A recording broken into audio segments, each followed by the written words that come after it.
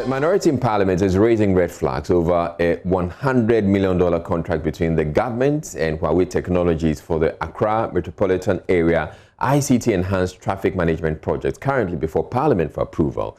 The National Security Minister laid the agreement earlier this week, which the Defense and Interior Committee is considering.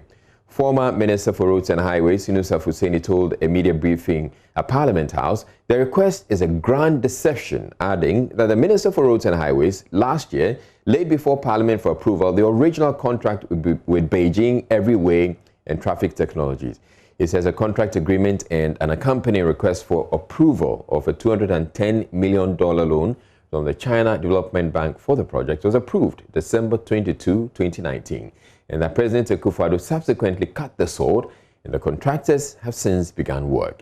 He's therefore questioning why fresh approval is then being sought for Huawei Technologies when implementation of the project is supposed to have begun. The title of the report is a grand deception, a very big deception. This facility, ladies and gentlemen, came before Parliament on the 22nd day of December 2019. The loan for the facility was approved by Parliament on that day.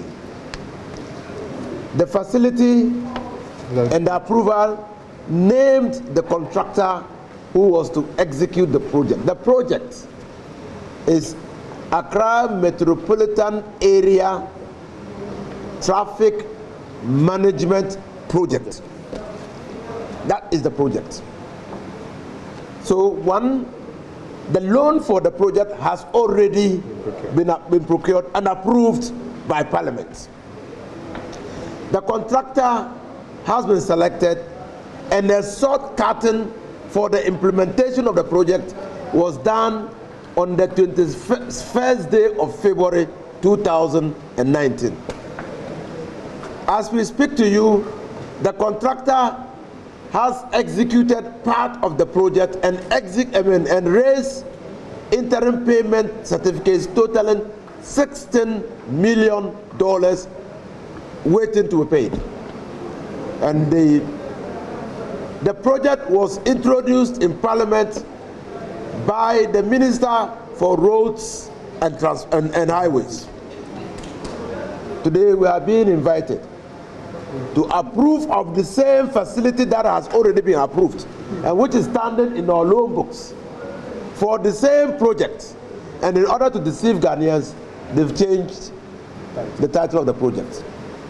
This project now is being brought to the House by the Minister for National Security.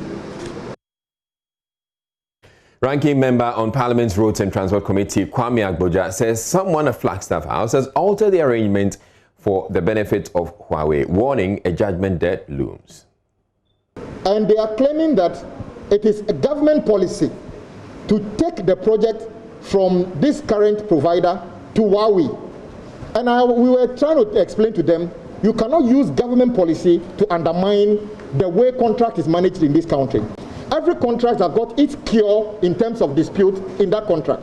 So for instance, if you write a contract to build things, you will say that, for instance, if I give you the opportunity to build this, after 6 months or 1 year, if you fail to perform, I would automatically terminate the contract and surcharge you for wasting my time. Or if in the course of you doing the work, I notice that you use deception to get the project, I can terminate the job. Government is unable to prove these two critical things, and they are unable to tell us which part of the agreement they are using to terminate this contract. They claim PPA has terminated the contract. That is laughable. PPA doesn't terminate contracts. In fact, there's nothing in PPA functions that tell you that they terminate. If you provide them with information and it doesn't meet the criteria at which you want to procure goods and services, they just reject it. They don't give you. So it is only the ministry. And guess what? Interestingly, the Roads and Highways Ministry is no longer in the picture. The National Security Minister is the one in charge of this. And we are saying, like he said, what has the synchronization of traffic in Accra got to do with national security? Indeed, when they came to Parliament, they told that they were going to build a control room. And that control room, national security, MTTD, and everybody have access to that control room. So there's no question as to whether national security can have access to that control room. We have no interest in the turf war at Flagstaff House. But as Parliament, we must be sure that when we are approving loans, we are doing the right thing. We feel currently, like my senior colleague said, if we approve this agreement, we may be setting the country up for judgment debt sooner or later, because we've seen letters from the current developer threatening legal actions already. And we feel they have a leg to stand on. And you cannot use government policy to do that unless government want to be extremely reckless.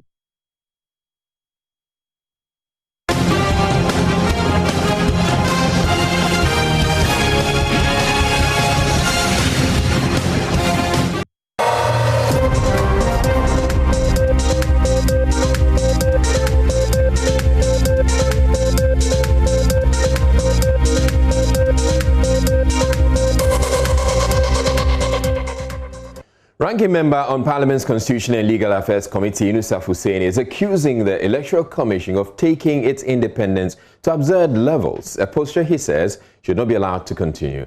His charge comes after the EC chairperson failed to show up in Parliament Thursday to brief MPs on preparations for the elections, explaining the notice was short. The Commission has promised to appear on Saturday.